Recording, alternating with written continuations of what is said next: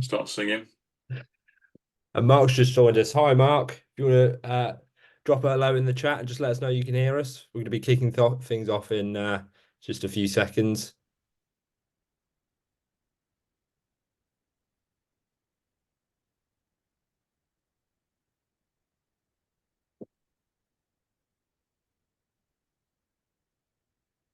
Okay, we'll get started. So, thanks, Mark.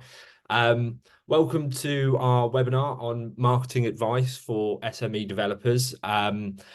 You'll notice I'm not Chris. I'm Chris's brother, David. I'm also a co-founder of UK Homes Network. If you had the opportunity to watch our first webinar on the introduction to UK Homes Network, I was in that. So, I mentioned there in terms of my experience within the property industry, working a lot with agencies and some sort of family firms, larger corporates, but primarily with an estate agency is my property background. Um, so in this session, we're going to be doing a deep dive into marketing with the new home sector. And in a second, I'm going to introduce a partner of UK Homes Network. So Andy is going to share some of his experiences and some of his knowledge in this session on building a strong marketing strategy. During the webinar, we'll also have a live Q&A running, so you can pop any questions that you might have in the chat, and then we'll circle back to that towards the end. And then a link will also be shared within UK Homes Network itself for you to be able to access the recording for the webinar. Without further ado, I'm going to introduce Andy. So Andy has been one of the early supporters of UK Homes Network, the platform, and has been sharing some incredible content in the app, which hopefully you'll be able to see some today. Andy, if you could just introduce yourself to the audience and give us some insight into what it is you do and how you're helping developers and others within the property industry. Yeah, sure. Firstly, thanks for having me on. I think the key that what we do is marketing, and it's marketing the brand as well as the product, and it's understanding the best way to get your product out to the market. Now, the market has changed dramatically since when I first started in the state. And this will give you an idea of how long I've been in the industry for. When I first started in the state agency, the company I was working for pioneered colour advertising in the local property paper, from black and white advertising to colour advertising. So that gives you an idea of how long I've been in the industry for. But since then, the market has just done a full stratospheric jump in terms of how you can get your properties out to the public. So it's all about awareness and how to use marketing best to promote your product, is what effectively what we do. Fantastic. I mean, you talked about how sort of the marketing strategies have changed. Do you find that the way that buyers and sellers the way that they interact, has that changed? Oh, massively, yeah. I think if you'd have said 5 years ago social media would be the best way to contact people as opposed to a telephone, an email, or a text message, you'd have been laughed out of the office. If you're not using WhatsApp to contact your customers or to make contact with your customers, you're missing a massive trick. 98% of WhatsApp messages are answered. Now, Yeah. if you think, I'll give you an example. We were selling a site in Slough, and we did a lot of social media marketing where they gave us their details. So when you were phoning, the number you were phoning from was a withheld number, or a not withheld number, a number they didn't know. And I was ringing them, and they weren't answering. And I hit upon the idea. I was like, right, fine, I'm just going to WhatsApp all of them, just a message saying, "Hi, thanks for your contact. Here's," and the website. You put the website on there. That shows up on WhatsApp as well, so it comes through as actually a very professional message. Yeah. The amount of calls of people that responded to the messages was just phenomenal. So you're not going to miss anybody if you respond via WhatsApp. Yeah, and I think that like you mentioned, the fact that you can now, I think probably when it first started, WhatsApp was particularly seen as sort of a social a social platform. But now that you can add your own branding to it, as an example, that platform, Yeah. it allows you to come across as the business and really professional. Yeah, and I think if you're walking down the street and you get your phone rings and it's a number you don't know, Yeah. do you answer it? I don't. Not anymore, I don't. No. So there you go. So until you've made that initial first contact and they've got your number in the phone, you're always going to be that number that is, do I or don't I? But with the Yeah. WhatsApp, you're putting your monocle on there. Exactly. So it's a massive, massive tool. And if you're not using it, you're missing the trick. Yeah. So in terms of your business, Meade New Homes, where do you see sort of your fit for a client? What do you think? What do you exactly look for in a client, and where do you sort of immediately being able to see Meade New Homes adding value to them? I think with any company, there's a balance between, are you selling the product or are you selling the brand? Yeah. Now, can you sell the product if the people don't know the brand? And it's one of those. It's like chicken and the egg, isn't it? What comes first, the product or the brand? Yeah. My philosophy and what I've worked on with a lot of developers I've worked with is you build the brand before you sell the product. So as soon as you launch the product to the market, people are already aware of James developments and what they've done in the past, what the history is, what their plus points are when it comes to Yeah. building houses. So you're building the reputation of the developer before you're trying to sell the product. Because ultimately, if you're selling a product in an area where nobody knows where you are, you're going in very, very cold. Yeah. You could use the Nike adage. All Nike have got to put on there, say new trainer launched. Doesn't matter what it is. Nike have launched a new trainer. They will get floods and floods and floods of inquiries. Yeah. Berkeley Homes in London, they've built their reputation. They've already got their reputation. So automatically, people will know Barclays are a very, very strong product. If you're a small SME developer building in a town where nobody knows you, you could be no different to the jobbing builder down the road who wants to build his own house. Yeah. So it's all about building the momentum within the village or the town or the city that you're building in. Fantastic. I mean, um, we've got some examples of your your work. Should we talk through sort Yeah, of? yeah. I mean, this was a site in. I mean, we were instructed to sell the last phase, which was all the houses at the back, which was 17 houses. So the way we did it, we started promoting the area as well as the houses.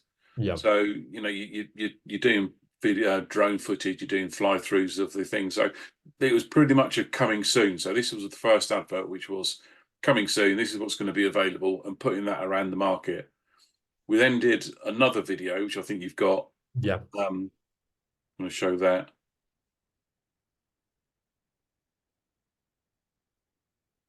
So this was me doing an intro to the site. So you do an intro to the site, then we walked around the town, sort of saying what was around the town. So we did the drone flyovers, we did the train station. There was the canal, which was very local to the site. Then the really nice village pub, and then you go back to the site and start talking about the site. So this allows us to take the development into the homes of the buyer before they come and have a look at the site. So Yeah. ultimately, they know about the scheme. They know what's going on around the area. They know what's going to be there. So not just pitching up cold. They've got a very, very good idea on the scheme. And that was the 14 units, maybe 14, 15 units that we were selling.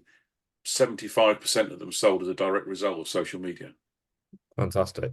And the way that sort of the videos choreographed, I mean, it's not just focusing on the development itself, but also the location, which I think is really powerful because it's not just looking at the homes that people are going to be living in, but also the life they're going to have in that area as well, which is Yeah, I think I think if you look at standard developments and how they're marketed, it's a photo from the street. They might have a few pictures of the local park or something, but you're actually seeing it.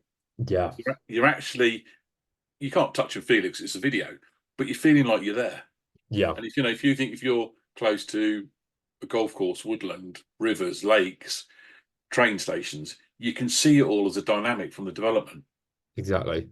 before you've even gone to the site. So, you sat in your bed one night, you're scrolling through your phone, looking at developments and what have you, and you see that come up, and that's one that's going to stick in your head. So Yeah, it's it's like you say, it's that it gives sort of more of a feel for sort of the area than sort of a couple of snapshots of, like you mentioned, the local park. You can see what it's like, and how it would feel to be there, which I think is really powerful for potential yeah, I mean, the amount buyers. of people now that are using social media is phenomenal. It's Yeah, actually quite scary. But if you're not embracing social media, you're missing a trick. If you're yeah, not, and everybody says they know, they might put something on Facebook, but unless you're doing target marketing, unless you're doing the proper targeted campaigns where you're building your audiences and then using a second video where you're going to that audience plus other audiences as well, you're building your own market, and it fantastic. works. So what are some of the most challenging sites that you've had to work on? Oh, there's a question. I've got to be careful what I say now. Um, I think the regenerations, when I was working in London, some of the regeneration schemes are the most challenging because you're building in an area that, because it's a regeneration, typically is not a very nice area. Yeah, But what you do and what we've done with those now is you build a market within your own market. So you're actually building a market for that scheme. We had a scheme in where was it, Reading, which was 800 units, built on an old sewage works outside the town centre on a busy road. It would never sell. yeah, The way we marketed it, we built an audience for that development. And as soon as we came to launch it, we started marketing 6 months before we even got anybody in to look at the show flats, show houses. But we sold X amount on the day of the launch. Yes, the market was slightly different, but you're building a market within a market. We had a scheme in London which was 900 units over a 6-year period, but you had to build a market, your own market, and using social media allows you to do that. perfect. And you already mentioned the site that we've just looked at. 75% of the 75% of the homes sold directly through social media. Yeah. Can you give us an example of some of the other successes you've had recently? Yeah, we had an apartment block in Slough, which was 52 units. So that was a mix of um, PD, so permitted development, and then brand new built above it. We were marketing them alongside a local high street agent in Slough who didn't utilise social media. And of the 52, I sold 40 of them, Wow, which was 77%. Not all through social media, but majority were through social media and getting the contacts and the awareness through social media. And also, don't forget, you still got the portals, the Rightmove, the Zooplas, which people will never ever go away from. But that's your standard. yeah, That's your standard marketing. To do the additional social media, that's the difference because you're then enhancing your audience. You're not missing people. brilliant. Okay. Let me just bring up some of the other things that you've worked on as well. But yeah, I think this was the final one where we now sold, which shows the video where we showed them all. We sold them all. Yeah. So all those units on the left hand side, they were all predominantly sold through social media.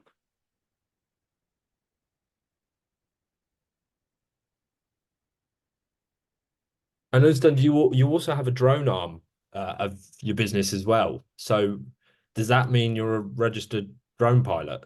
Yeah, so fully qualified, operational with the CAA, that's the Civil Aviation Authority. So we can pretty much fly wherever we need to fly. There are enhanced no-fly zones and no-fly zones, but understanding how to get licenses to fly in those allows us to do bits where people wouldn't do. Yeah, There's a video beforehand we've got also of a massive building we did in London, which was in the middle of where all the embassies are. So it's an enhanced no-fly zone, but we got the licenses to fly there and do the footage, which was just incredible. yeah. So it's understanding, and it's not just pitching up and whacking your drone up. It's all about getting the right licenses, understanding where you can and can't fly, understanding when the right time to fly is, and the limitations of what you can and can't do. And how do you feel that drone footage can enhance sort of the visuals of a development? Oh, massively. I think, as I said earlier, it allows us to take the development into the buyers' homes or offices or wherever they want to look at it. Yeah, So that drone footage is a completely different perspective. You can see, a 360-degree view of the development rather than just a two-dimensional photo. yeah. So using the videos and the drone footage, it brings more people to the sites because more people are actually there. They're wowed about it. They can see what they're already going to see. The eye sees more than the ear. And you've already mentioned sort of in the developments that you're working on in London that you had to get the proper licenses. So I take it you can't just fly a drone pretty much anywhere No, you no, like. no, no. I'll tell you a very quick story, and I'm to sort of dive in. When I first started doing it, I had a job in London, and I phoned the Civil Aviation Authority to get some guidance on the licenses and what have you. And I said to the guy, I said, "What if I just put the drone up?" He said, "Best case, you'll get tasered." I said, "Right, okay, I'll get the licenses." So no, they're very, very hot on it in terms of um, putting drones up, and especially that. I mean, that job was literally next door to the Old Bailey, so it's right in the centre of Right. the city of London. And you've got the airport, the city London Airport. So it's yeah, and you've got to understand what your limitations are and what the guidelines are, because the fines and the prison service prison time you can do is incredible. If you get caught flying near an airport now in a no-fly zone within an airport, it's automatically a 5-year prison sentence, Wow. following what happened over at Gatwick. Yeah, because it can cause massive disruption. So grounding all the Oh yeah, it flights. costs millions of pounds worth of revenue that they lost. Yeah. So we've already covered this project that you worked on, but we've got some more footage. So would you be able to talk through for the audience Yeah, these projects? yeah. So this was, I think the building. This was the Royal Albert Hall, Yeah, and I was doing the work did the guy who'd done a lot of the lead work on the roof, wanted that done. But obviously, we needed to get permissions from the Albert Hall, the diplomatic police, the Metropolitan Police, who else? Civil Aviation Authority, the National Air Traffic Services. So there's a lot of hoops to jump through yeah. to get the footage, but we managed to get the licenses, get the approvals, and the full footage is incredible. I mean, Stunning. The results are absolutely brilliant. yeah, I mean, this is just a small snapshot of what we got. There was this was an office building. This was the office building. This was the first one we did. So this was the office building right next to the Old Bailey, Yeah, in the city of London. And you can see the Old Bailey there. And this was to promote the work that the developers had done in terms of the regeneration and the facade of it all and what have you, and what they developed and what they changed it into. So so the good thing about drones is you can use it for anything. It's not just housing developments, it's buildings, it's businesses. I've done a recycling plant, which I think there's a video on here of was also, but it just makes it look different rather than just a video. Yeah. So it's I'm not quite sure what the other videos you've got are. Golf courses. Yeah, I mean, this was an amazing golf course at Burnham Beeches in Buckinghamshire. So we've done a full overview flyover of the course, but also hole by hole coverage. So if you're playing the course, you can go on your phone and you get on the website and you can see the hole before you've even played it. Wow. And that tells you the yardage, distances, and what have you. So it just makes it from a product that you're promoting. If you saw this website before the drone footage was on there, it's chalk and cheese. So yeah, so you can see the hole before you've even played it. So you're getting a good idea. So from a promotional point of view for the course, they're using this to bring in more members, more players, more societies. Yeah, I think the word that's springing to mind for me is grandeur. When you see the scale of sort of something from above, like you're showing in the drone footage, it was display sort of the grandeur um of a development of sort of this golf course in particular. It sort of takes it to a whole another level than maybe shots that are just available at ground level. Oh yeah, massively, yeah. It is a game changer, and it's just. I mean, this was a development that we were working with the developer. We weren't actually selling the site, but we did all the marketing we did the drone marketing for him. So we did a before and after and an end over 3 or 4 different visits. Yeah.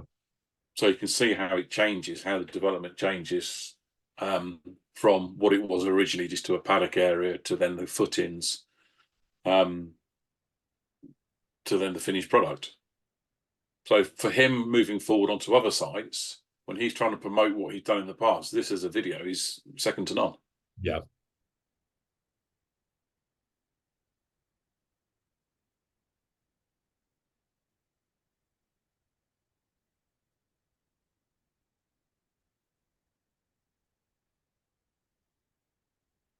So it's So just. I So was going to say, could you just tell us a little bit more where how to find sort of Meade New Homes, and if people want to find out more? yeah, well, I've got my own website, Meade New Homes. I'm on the usual portals, LinkedIn, Facebook, and all that. I'm not, because I do a lot through social media, I'm not designated to one area, so there's no high street office or area. It's, we're looking at, we've got sites up in Birmingham that we're working on at the moment. We've got sites in Maidenhead in Berkshire. So we've got sites, and we've got other sites that we've been working around that we've done and finished with. So we've got sites all around. So it's just a case of understanding the market, understanding what you want to promote, and then leave it to us, and we'll sort it out for you. Yeah. Fantastic. So we've had the live Q&A open throughout the webinar. So if there are any more questions, we have got 1 or 2 extra minutes just at the end if you want to pop them in the chat. But Andy Marks asked, and this is regarding the regeneration in London, I'm assuming. He asked, when you say build your own market, how do you do that exactly? And are you segmenting the market? And how are you finding where those customers hang out online for that market? He's asking 3 questions there, isn't he? So Well, yeah. he's cheating a little bit, but no, that's fine. The target marketing, you can target certain areas. So you can target any areas, and you can target keywords. You can target keywords. You can target areas. So by using specific words that people type into their computer, because don't forget, everybody's got a digital footprint. So as soon as you put anything in your computer, that's in your digital footprint. So with the algorithms and what have you through Facebook, if say you typed in mortgage calculator because you were looking at mortgages and you're looking at seeing what your mortgage could get, that's now in your digital footprint. So if I put in the algorithms and if I put the keywords in as mortgage calculator, anybody in that area that's putting mortgage calculator will get the video we send them. Yeah. It'll ping up on their phone. You know, you've I'm sure you've seen it when you've been talking about something and you've Googled something, and then 10 minutes later something else pings up on your phone. It's like, oh, I was looking at that. And that's how it all works. So you build a market by literally concentrating on that area and people that are within that area, and then building it up in terms of awareness, what's going on, what's happened in the past, what's going to be building. So you're keeping people informed and keep people aware of what's happening within your specific area. Perfect. Okay. Mark, I hope that answers your questions. There's no more answers in the webinar chat. Andy, thank you very much for your time today. Details are on screen if you'd like to find out more. And the recording for this webinar will be available in UK Homes Network.